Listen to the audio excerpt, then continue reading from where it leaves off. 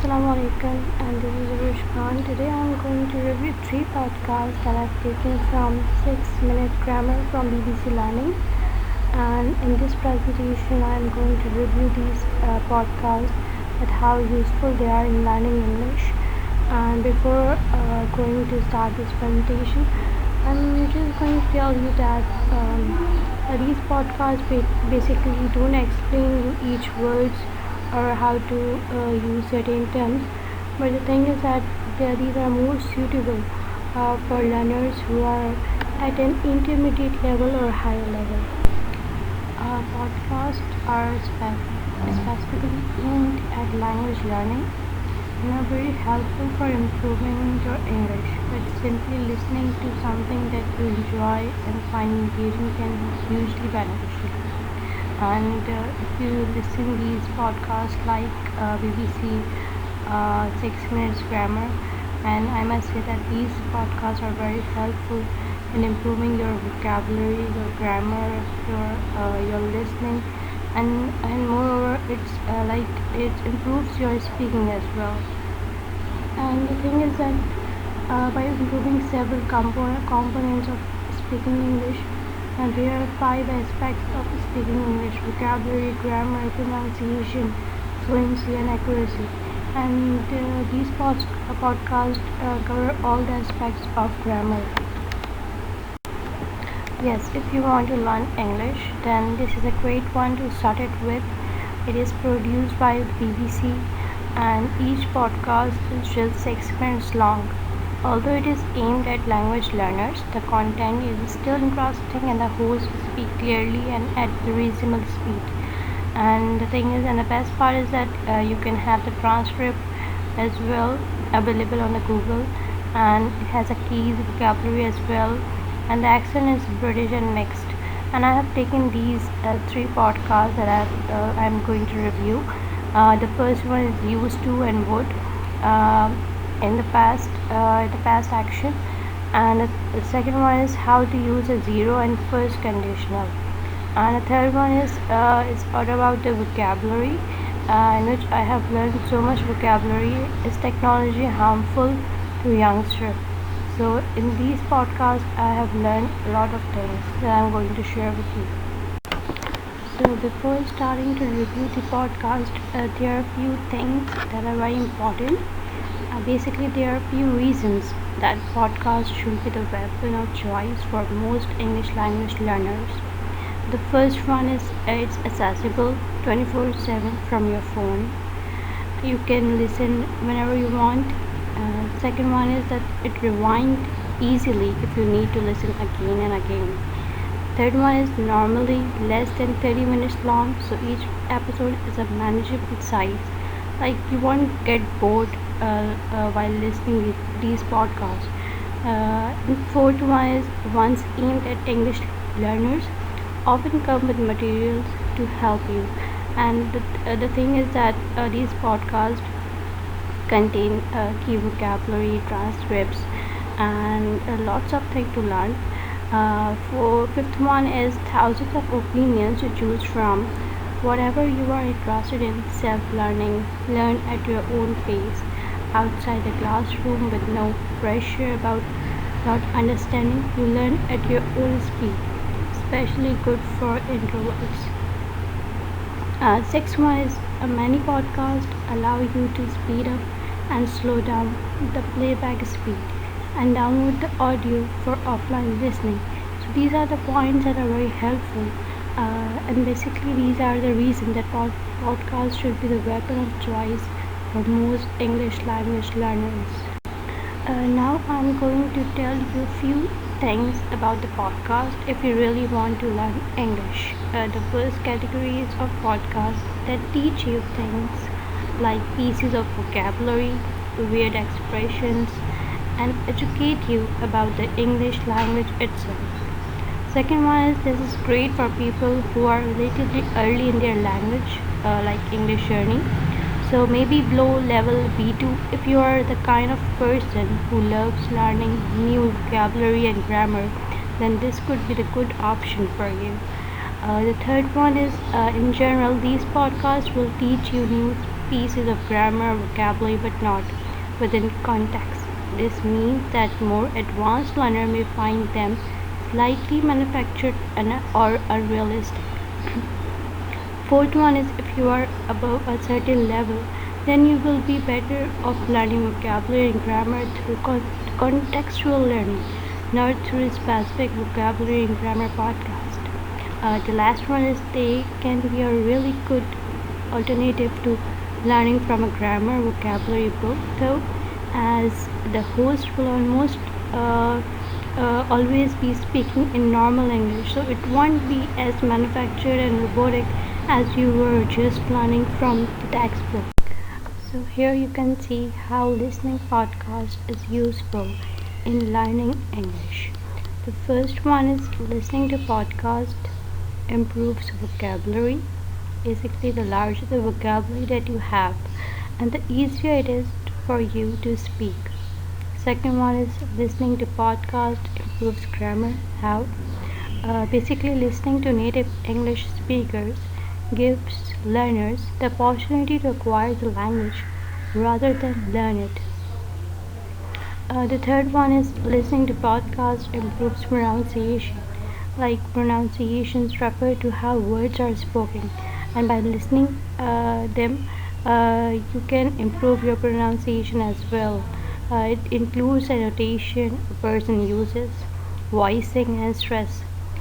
The last one is listening to podcast improves fluency. Fluency refers to the ability of a person to speak smoothly at a speed and without stopping to think too much. And these podcasts really help these components. Listening to podcasts improves your vocabulary, your grammar, your pronunciation, your fluency.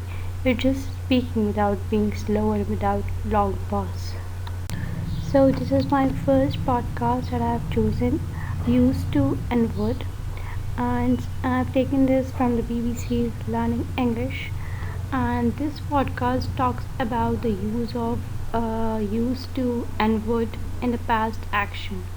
However, this didn't cover all the aspects of the topic, hence it just give you the overview of this topic. Like I'm just going to review this podcast and how it's going to be useful in learning English. So now I'm going to review the podcast that I have listened and chosen from the BBC Learning English. In this podcast, I have learned how to use used to and would in the past action. If I talk about the used to, we can use used to talk about past states that are not true anymore. For example, we used to live in New York when I was a kid. So in this sentence, I can say that I used to live in New York when I was a kid. So right now, if I talk about today, I'm not living in New York. So when I was a kid, I was living in New York. So we can use used to in the past action that are not true right now or anymore. So if I talk about the would, we can use would to talk about repeated past actions that don't happen anymore. So for example, every Saturday I would go on a long bike ride. So this is an example that shows that how we can use would in the repeated past actions. Like every Saturday I would go on a long bike ride. And the second one is my dad would read me amazing stories every night at bedtime. So would for past habits is slightly more formal than used to. It is often used in stories. We don't normally use a negative or questions form of would for past habits. Note that we can't usually use the would to talk about past actions. So this is my second podcast that I have chosen from BBC Learning English, and this podcast cover how to use the zero and first conditional.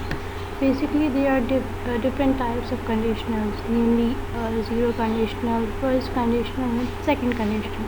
But this podcast cover only two conditionals, that is zero conditional and first conditional.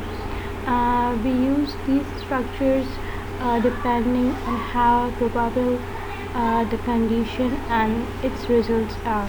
They can go from 100% certain if the condition is true. The result always happen to completely impossible. So if I talk about the zero conditional, then it's 100% probability and will always happen. And if I talk about the first conditional probability, so it's 60 to 90% it's going to result and will probably happen. So now I'm going to review the podcast that I've taken, that is zero and first conditional, how we use these conditionals while speaking and learning English. And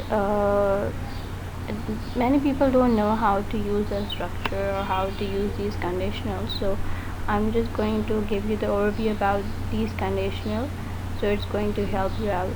And if I talk about the zero conditional, we use zero conditionals to talk about things that are generally true, especially for laws and rules.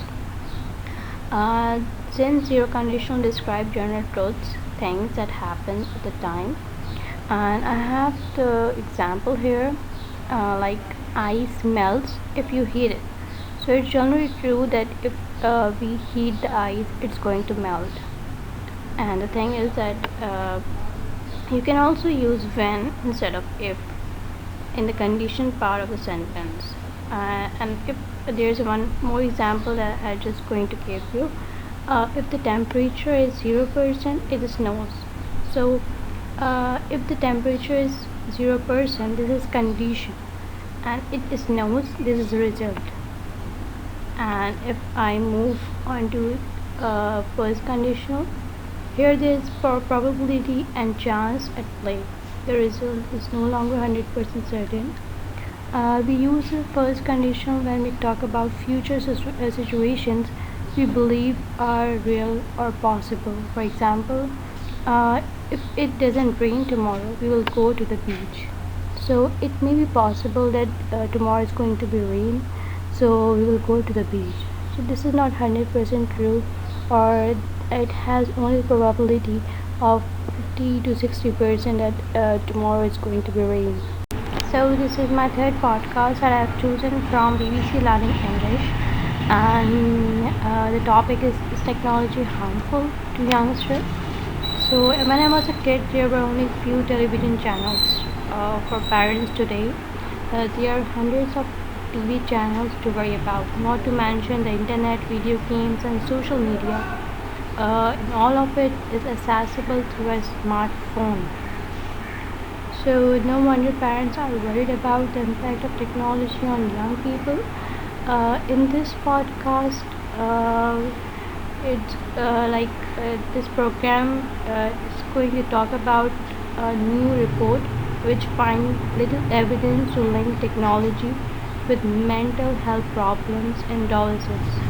That's young people who are in the process of developing from children into adults. So I have learned many vocabulary related to this topic. So I'm just going to review this podcast by telling you the new vocabulary, so you also get to learn about the new vocabulary that I've learned from this BBC Learning English podcast. So in this podcast, I'm going to just review a few vocabulary that I've learned. It might be new for you as it was for me as well. In this program, Neil and Sam take a look at a new report, which I have told earlier, which finds little evidence to link technology with mental health problems in young people. Vocabulary that I've learned, there are a few vocabulary that I've learned from this podcast. First one, adolescence, a young person in the process of developing into an adult. And the second one is smoking gun. It might be new for you. Information or evidence that proves that something is true or that someone has committed a crime. This is called a smoking gun. And the third one is savvy. having a good understanding and practical knowledge of something. Person having a practical knowledge of something, you can also call him a savvy. uh, Fourth one is app blocker, software that blocks pop-up webs and websites and allows user to set timers which limit their amount of screen time. So app blocker, it was also new for me that I've never heard about that. And the fifth one is designed for addiction, immersive video games and social media, which are designed to manipulate human psychology. So this is also this called design for addiction. The last one that I've learned, the vocabulary that I've here, it's a digital native, someone who is very familiar and comfortable using digital technology and computers because they have grown up with them. So as we can see nowadays that kids, they are grown up with the technology, so we can call them digital native. So these are the vocabulary that I've learned from these podcasts, and I have learned a new vocabulary through while listening this podcast. So here we have two famous quotes, and it shows you that how podcasts help you to speak English better, and it might motivate you to listen podcast. And I can definitely say that these podcasts are really helpful in learning English and in speaking English better. So the first one is that I've taken from Adapt English. Uh, so talking your time over each podcast is important, unless of course you are at a level where you understand pretty much every podcast. On first listen, if your English is that good, you are probably just listening for pleasure and to keep your English language nice and polished. The second one is it's important to listen to English that's just about the right level for you, so that you can understand around 70 to 80% of what you hear. And if you listen to the 7 rules of Adapt English, you will also know that repeat listening to the same thing, the same podcast, is really important too.